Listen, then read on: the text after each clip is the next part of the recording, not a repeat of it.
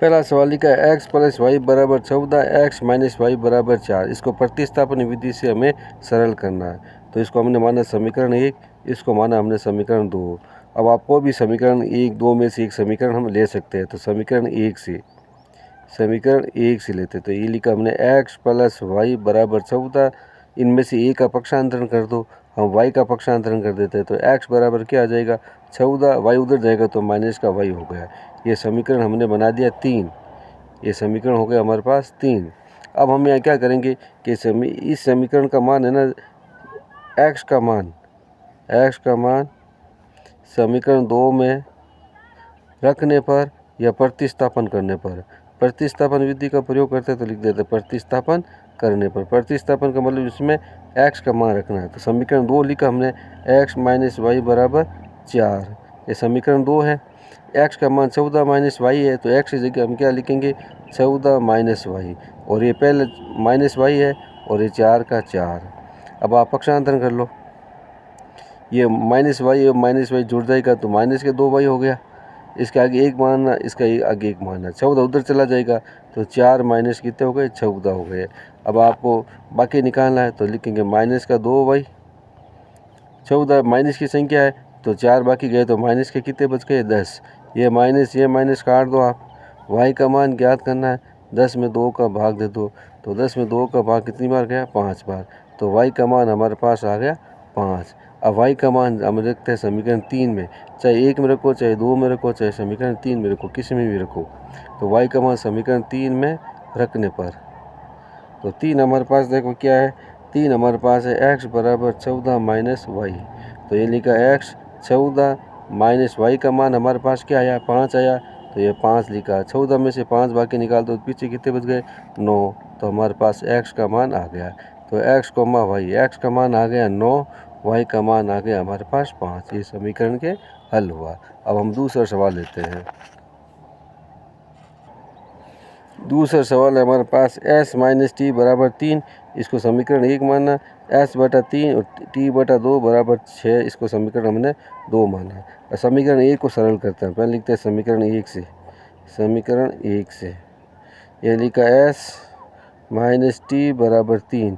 अब t का पक्षांतरण कर दो, t का पक्षांतरण करते हैं तो हमारे पास प्राप्त होता है s 3, t उधर जाएगा तो प्लस का t हो गया। ये समीकरण क्या हो गया 3। तो s का मान हो गया हमारे पास 3 प्लस t। अब s का मान समीकरण 2 में रख दो, तो हम लिखेंगे s का मान समीकरण 2 में रखने पर, समीकरण 2 समीकरण 2 आ गया हमारे पास s बटा 3 प्लस t बटा 2 बराबर 6, ये आ गया। अब हम क्या करते हैं, s का मान हमारे पास है 3 प्लस t है, तो s की जगह हम क्या रखेंगे 3 प्लस t रख दिया।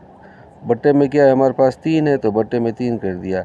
ये लिखा प्लस t बटा 2 बराबर 6। 3 और 2 का लसब कितना होता है, 3 2 का लसब हो गया हमारे पास 6, 3 इंटू 2 6, लसब 6 हो गया। तो हम यहाँ लिखेंगे दोनों पक्षों को 6 से गुणा करने पर, तो देखो आप लिखेंगे 3 प्लस टी बटा 3, यह लिख दिया 6। ये लिखा t प्लस 2 इंटू 6 बराबर 6 इंटू 6। इसको 6 से गुणा करना, इसको भी 6 से गुणा करना, इसको भी 6 से गुणा करना। 3 का भाग 6 में गया 2 बार, 2 को 3 से गुणा किया 6, 2 को t से गुणा करना तो 2t आ गया हमारे पास।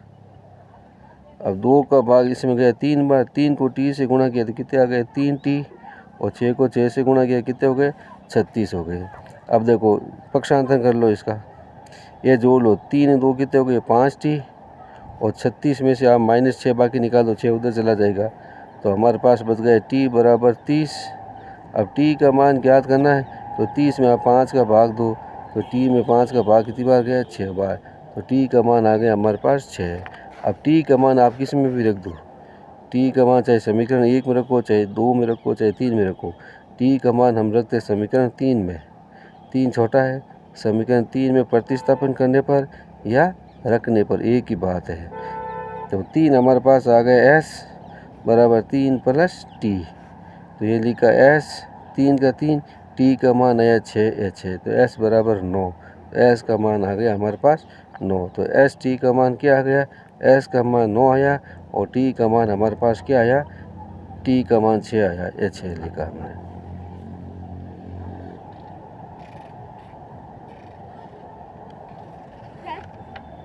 अब हमारे पास समीकरण ये ले तो चौथा सवाल है, ये समीकरण हमने 1 लिखा और ये समीकरण हमने 2 लिखा है। ये लिखा 0.2x प्लस 0.3y बराबर 1.3, 0.4x प्लस 0.5y बराबर 2.3। ये समीकरण 2 है हमारे पास। अब हम इसको सरल करते हैं।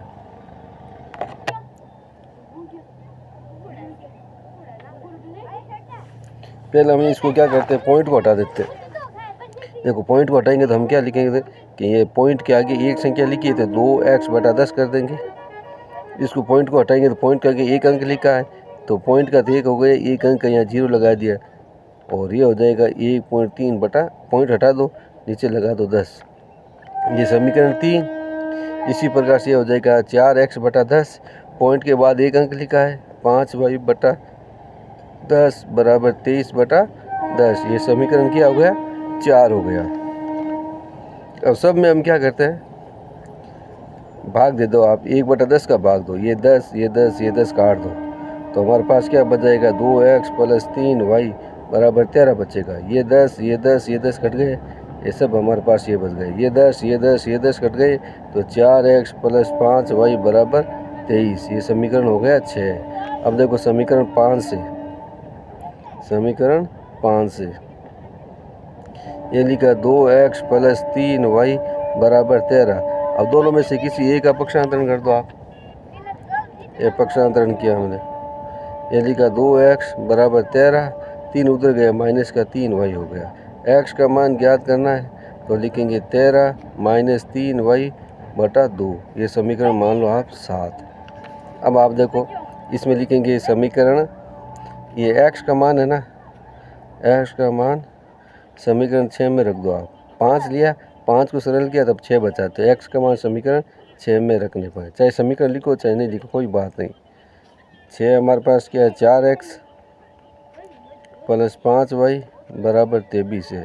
तो ये लिखेंगे 4x का मान आ गया 13 माइनस 3y बटा 2 प्लस 5y बराबर 23। अब इसको सरल करो, 13 के काट दो, 2 बार कटा, 13 दूना 26, 3 दूनी 6y प्लस 5y बराबर 23। अब पक्षांतरण करते हैं हम, तो 6 में से गए पीछे बच गए माइनस का y बराबर 23 और 6 उधर गए, 26 उधर गए तो माइनस के 26, माइनस y बराबर माइनस के 3, माइनस माइनस काट दो तो y का मान आ गया हमारे पास 3। अब y का मान हम क्या करते हैं, समीकरण 7 में रखते हैं। यहाँ लिखेंगे y का मान समीकरण 7 में प्रतिस्थापन करने पर या रखने पर। तो 7 हमारे पास क्या है, देखो ये है x 13 माइनस 3y, x बराबर 13 माइनस 3y बटा 2। अब y का मान हमारे पास क्या आया, यहाँ देखो y का मान 3 आया, तो x बराबर हम क्या लिखेंगे, 13 माइनस 3 इंटू 3 बटा 2। पहले इसको इंटू करेंगे, x बराबर क्या हो गया, 13 माइनस 9 बटा 2, x बराबर 4 बटा 2। इसमें भाग कितनी बार गया, 2 बार। तो अतः हमारे पास x का मान और y का मान आ गया, x का मान 2 आया, y का मान 3 आया। वीडियो को लाइक करना है।